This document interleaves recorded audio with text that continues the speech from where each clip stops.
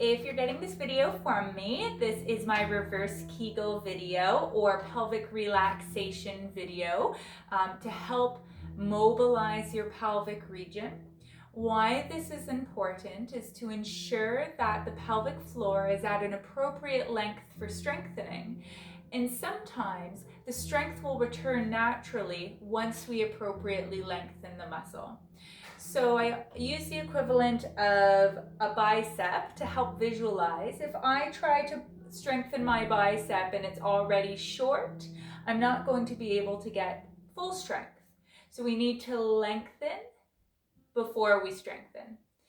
Now I've likely given you some stretches to help with lengthening if it's appropriate. But how we really get into the pelvic floor, based on how it's designed, is through the breath.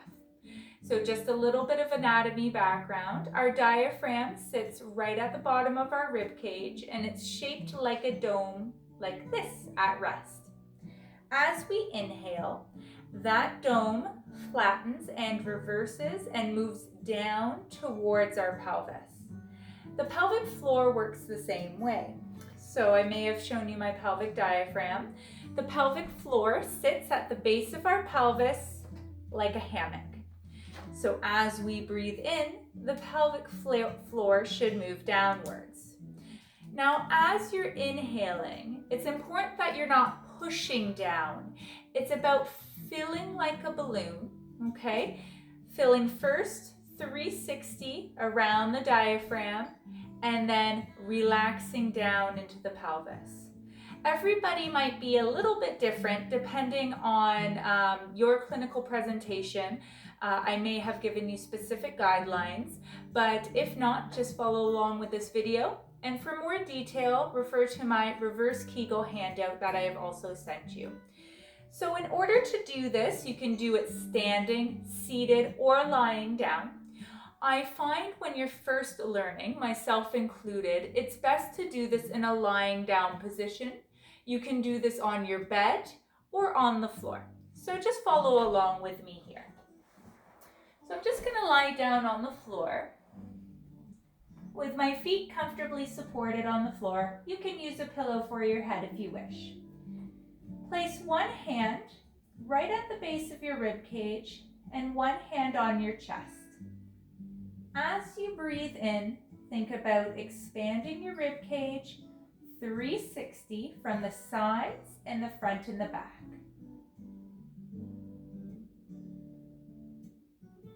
And just let the air go. If it's helpful, you can put your hands on the sides of your rib cage and apply a little pressure inwards to breathe into the hands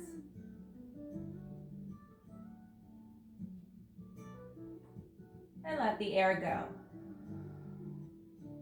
We call this umbrella breath, expanding 360 from the front, the back, the sides, and sides.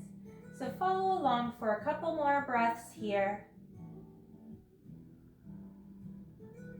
And just let the air go. So you can probably see my belly expanding. And let it go. Now shifting your awareness further down, placing your hands right above your pubic bone. You might want one hand up here and one hand down here, depending on how much help you need with feedback. Breathing in to the diaphragm and letting go. As you're breathing in, thinking about the vagina and the rectum opening. We're not pushing down. And then exhaling, letting go. Really tapping into if you're holding any tension in that pelvis. You might want to rock side to side, inhaling, and then letting go. If you feel that you've synced this breath up, some gentle movements to help mobilize the pelvic floor can include moving the legs side to side,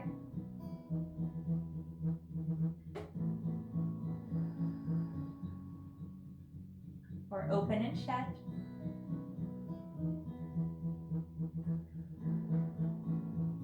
Or bringing both legs up or one leg up and breathing in, pulling the legs in, keeping the pelvis rooted, and then letting go. Breathing into the pelvic floor and letting go. Trying to keep the neck as relaxed as possible. We can also inhale and drop knees to one side and exhale up. Inhale and exhale up. So practicing this throughout the day can be very helpful. Also doing this as part of a practice like I just did here, I find when you're first starting out can really help connect to that region, okay? But you can do this while breastfeeding your baby if you have a baby, when you're sitting at work, all sorts of things.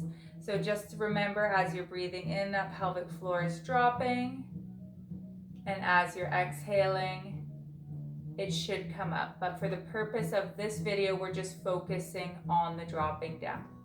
So that's reverse Kegel, and you can integrate it into the other exercises I have given you if I've given you some at this point. If I have not, I probably will in the future. And if you have any questions, of course, email me.